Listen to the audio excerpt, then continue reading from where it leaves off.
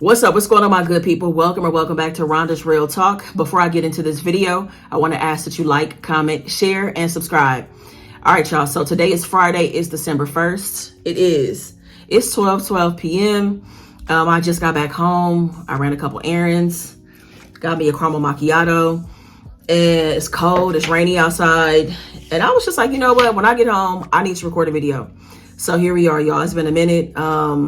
I've done a couple of like maybe 2 or 3 lives, but I haven't recorded a video in like a month, and that's a long time. So I miss recording. I miss y'all.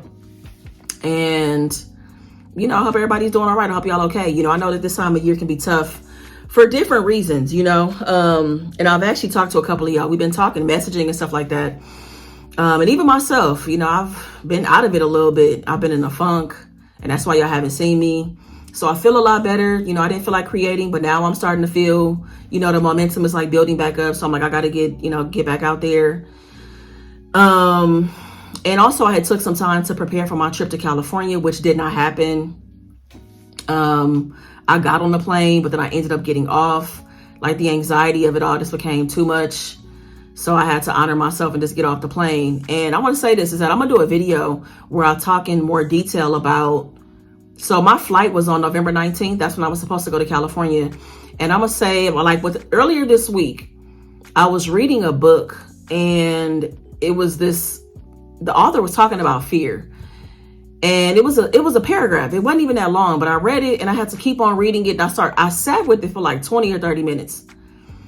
And this paragraph gave me so much clarity about the fear that I've been experiencing and like the anxiety about flying. Y'all, it's not even about flying. It is about something totally different. And I'm so glad that I had that moment so that I can continue to work on this and get past this. So I want to do a video about it because it may help somebody else with some fears that you might be experiencing in your life. So anyways, y'all, this video is going to be I think kind of short and sweet. It is going to be about, because we're in the holiday season, this is about being dumped during the holidays. I definitely have been dumped during the holidays. And what made me think about this is that I was actually reading a thread last night about this, about being dumped during the holidays. People were sharing their stories and experiences, and I thought about mine. And I was like, yeah, I'm gonna start the holiday. I'm gonna start December off with a story time. So this was 2019, December 2019. I was in a relationship at the time. A little context about the relationship. It was a pretty serious relationship. We were engaged. We were planning to have a family. We found a donor. We were trying to get pregnant, all that. So it was a pretty serious relationship. But around this time, the relationship had got rocky. And that happens. Relationships have ups and downs. Sometimes you get through it. Sometimes you don't, right? So in December, she had a trip planned to go to, I think she was in Costa Rica. I think it was Costa Rica. She had a solo trip planned. And so while she was gone, I was just going to be working and doing stuff around the house. So she left, and I want to say her trip was like, 7 to 10 days. She was gone for a while. So when she left, like I said, business as usual. I'm going to work Monday through Friday. I had the weekends off. I'm at work one day. I'm in the break room. I hear God's voice for the first time in my life. I hear God ask me, plain as day, I hear a voice say, "Are you ready?" Now, up until this point, so I was raised in church, but I've had a relationship with God, but I felt like it wasn't as strong as it should be, or that it could be. So maybe like around between like September and November, I started being more intentional about getting closer to God, asking God different questions. I felt like my prayers had changed. I wanted to be obedient. I wanted to surrender to God, all these different things. I wanted to fulfill my purpose in life. So I was, making these efforts to rebuild my relationship. So here I am being asked this question. And I felt like yes was the only way to respond to a question like that, because it's like, you talk about faith, and here it is. My faith is being tested. Right. And I said, yes. This was a Thursday. I put my notice in the very next day, y'all, on Friday. I hadn't talked to my partner at all. Mind you, she was in Costa Rica. We were talking while she was there, but I didn't say anything to her because I didn't want anybody to talk me out of this decision. I put my notice in on Friday. I go through the whole weekend just thinking about my decision that I've made. Her and I are talking, but not a whole lot. Monday, I go through my entire workday and my boss has not said anything to me. She hasn't acknowledged my 2-week notice. I've been in her office. I had a meeting in her office. I had to walk by her office to, get to the copier, like to make copies. I saw her a lot that day and she didn't say nothing to me, y'all. So I'm like, damn, like what's going on, right? So eventually at the end of my shift, my boss calls me in and it's like, Rhonda, I got your email. And let me tell y'all, my boss was like, if I had to guess, I don't know exactly how old she was, but she was in her mid to late 80s. And I remember her telling me, Rhonda, I was supposed to retire like 30 years ago, but I didn't. I wanted to keep working. My husband ended up passing away and I wanted something to do every day. I wanted something to look forward to. I'm still really good at my job because she was sharp, y'all. And she would walk to work every single day, right? So she's telling me all of this and she was just like, I'm telling you this to say that like in my 30s, I did the same thing you did. I walked away from a job. It paid well. And at the time, it was a lot of money for a woman to be making at the time. But she was like, I walked away because I wanted to do something, fulfill something for myself. She was telling me how she went off to get her pilot license. She became a pilot. And once she got done with that, she went back to the traditional corporate setting. So she was like, Rhonda, corporate America is not going anywhere. You're educated, you're smart, you're all these things. You went through a 6-month hiring process. You went through all these hoops and made it and was the last person standing, the best candidate. Trust me, I'm telling you, my experience with you, you will be fine. You can find another job. Go off and do whatever it is that you want to do. And if you feel like you got to come back, you will not have a problem, right? So hearing her say that really made me feel like I made the right decision, because I was in my head. I'm not going to lie. Even though I felt like I was really working on trusting God and trusting myself. Hearing her say that was really helpful, right? So I think I talked to my partner that night, maybe like Monday or like Tuesday morning. And I told her what was going on. Because she was like, Rhonda, you kind of acting funny. And I was like, well, I have something to tell you. And she was like, what's going on? Is everything all right at the house? And I'm like, yeah, everything's good. I'm leaving my job. And so, I kind of wanted to tell her when she got back. But she insisted on knowing what was going on. I didn't want to ruin her trip, but I did tell her. And she was mad, rightfully so, because I didn't say nothing to her. Like I said, my decision had already been made. She was upset, right? So when she got back, so by the time she got back, my last day at my job was December 19th. So she must have got back, I don't know, like let's say like around the 10th or the 11th or something like that. And she was upset and she was asking me my plan. And honestly, y'all, I didn't have a plan. I didn't. It wasn't like I had been planning for months on how to make this work, because even though I was really frustrated with my commute to work, I liked my job. My coworkers was cool. The money was great.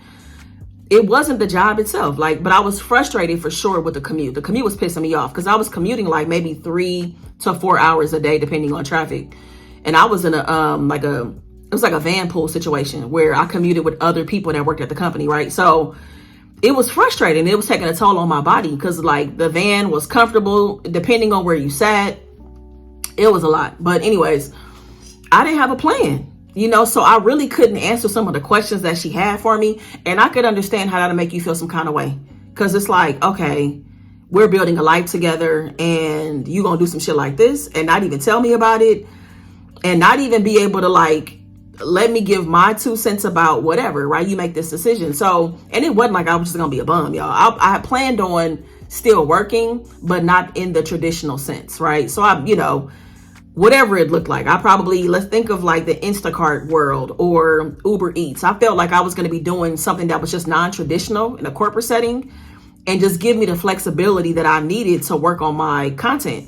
Because I really wanted to give YouTube and content creation my all. You know what I'm saying? Because there's like a window of opportunity for everything, right?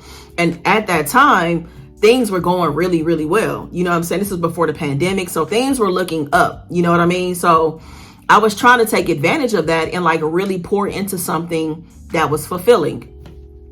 And I remember her telling me that the thing that became the final straw for her was Rhonda, I asked you, if we had children at this time, would you have left your job?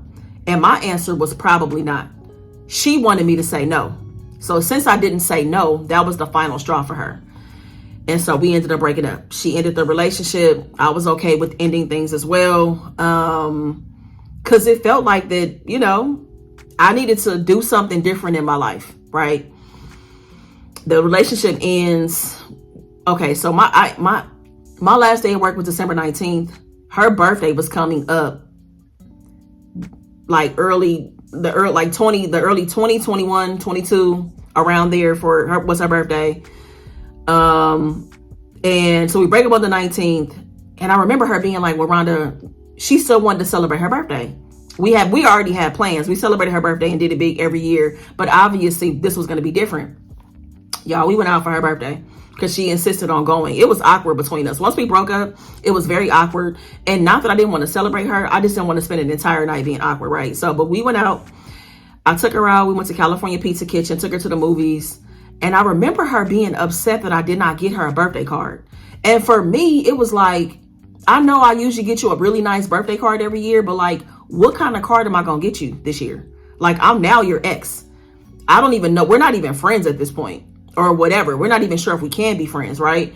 So I remember her. She was so pissed about me not getting her a birthday card. And I was just really ready to move on. And for me, like, I'm the kind of person, if we're not together, I don't really see the point in living together. Like, I don't see the point in being like, let's continue to live together. You be in one room, I'm in a different room. I'm not that kind of person at all, because it's going to be uncomfortable. There's tension. I think that a big part of like moving on for me is like moving on and being in a different space. So we broke up on the 19th, y'all. I moved on Christmas Eve back to my parents' house because I didn't want to just jump into moving anywhere. I needed time to actually find me a place that I liked, figure out what city I wanted to move to, what neighborhood. And I didn't have time for all that. You know what I'm saying? Like, I wanted to get into my own space or get back, us not be under the same roof. That's what I'm saying. That was my objective, was us not to live together. So I moved back home, thought I was going to make a pit stop, to give me, a month or 2, 3 months to try to find a place that I liked. And of course, I ended up staying at home for 3 years because the pandemic happened, and it all worked out the way that it was supposed to. It really did. And I remember she ended up coming to my parents hosted Christmas that year. My family came over on Christmas Eve. She came. I remember I had all this shit piled in the backseat of my car, went to my parents' house. There were some things I could not bring. She had them in her car and brought them with her because she was still coming over for Christmas Eve, because those were the plans and she stuck to the plan. It wasn't awkward. It definitely felt like farewell. She stayed the night. Did we sleep in the same bed? I don't remember, but nothing happened between us, even if she slept in the same bed with me. And I remember like she got up early that next morning. I remember I took my stuff out when she got there, took it out, put it like in the garage or in my bedroom. She stayed the night. She enjoyed herself. She played games. And then that next morning we said goodbye. I gave her the key to her house, and that was it. That was it, y'all. Like, I got dumped during the holidays, and looking back, that's something that I was completely wrong for like not including her or making her aware of how I was feeling in just this moment that I had with God, where I felt like my faith was being tested. And how was I going to respond? How was I going to show up? I could have shared that with her prior to actually giving my 2-week notice, but I did all of this on my own, didn't include her, told her afterwards, and I could totally see why she was upset. I could have handled that a lot differently. I could have. And you got to keep in mind, there are times when you hit a breaking point where you mentally just can no longer be at your place of employment and you got to go, right? But I do think that it's best to include your partner in that conversation so that they can also be prepared for how things are going to shift and change in the life that you're building together. I owed her that. I could have absolutely handled that better. And we could have worked on a plan together or something. But y'all, I left this job, like I said, paying very well, and did not have a plan. So I could understand feeling concerned, feeling worried, feeling overwhelmed, feeling like you're going to, you feel like you got to pick up the slack in so many different ways. But it happened, y'all. I got dumped during the holidays, a few days before Christmas, and I remember still having a good time. I had a great time for Christmas, and and I ended up exactly where I was supposed to be. So I'm glad that I followed God, trusted God, trusted myself, made that decision, because that decision also plays a role in how I'm even where I am now in terms of like being across the country in Ohio. You know what I mean? Like everything the dominoes have to fall a certain way for certain things to happen. You know what I'm saying? So it went down the way that it was supposed to. And there's absolutely nothing.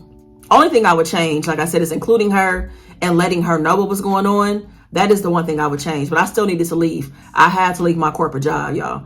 And I wish I could you could hear the way that my boss was talking to me. This 85, 86, 87-year-old woman looking me in the eyes, telling me that I was doing the absolute best thing for myself. Go off, go do it. Do what needs to be done. You got to go do it now, Rhonda, while you can. Go do it. You know what I mean? Which I also feel like that was a God saying too. God was definitely present for that conversation because I needed to hear that. I did, because that really helped me, for anybody that questioned my decision, didn't understand my decision, wanted to project fear onto me because of my decision. I felt okay. I did. I felt okay. I knew that I would be all right. And I've been all right. I've been good. That really positioned me and got me ready for the spiritual awakening that was about to happen. That's basically what was happening. And I didn't have the responsibility and the big presence of that corporate job. I didn't have that to deal with. I didn't have to deal with commuting. I didn't have to deal with all I had to deal with at that time was myself. That was it. I didn't have the responsibility of a job, a relationship, anything. I could just sit in silence whenever I needed to and work through the things that I had to work through. And, really work on truly getting closer to God and closer to myself. That's how I got there, was this breakup happening that led to all these other things. So anyways, y'all, that's the story. Man, reflection and thinking about life and our experiences is just so interesting. Like that moment just really opened the gate to so many other things, wonderful things that have happened, since. And that relationship taught me a lot about myself, a lot about other people as well. Opened my eyes to a bunch of stuff. I learned a lot. That person taught me a lot. They did a lot. A lot of hard lessons, that I really, really needed, that I wasn't getting it before that. Before that relationship, these lessons and things were showing up. There were things that God was trying to teach me that I just ignored completely, So I'm glad that I got the lessons. I'm glad that I was able to close out certain cycles in my life.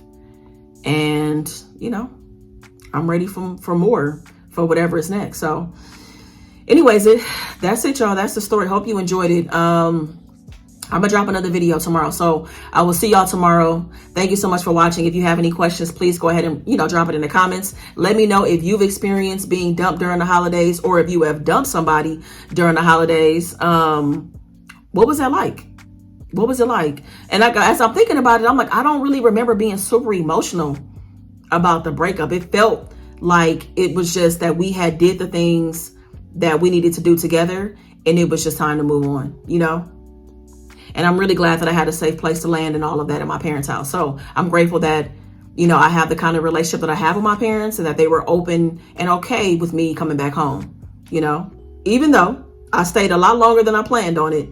But I got some really great time in and great memories with my family, though, my parents, which a blessing, a huge blessing to be able to spend 3 years like that with my parents, So anyways, y'all, for real, that's it. I'm gonna go ahead and get up out of here. If you enjoyed the video, give it a big thumbs up. Meet me in the comments, y'all. I will definitely join you and make sure to respond back.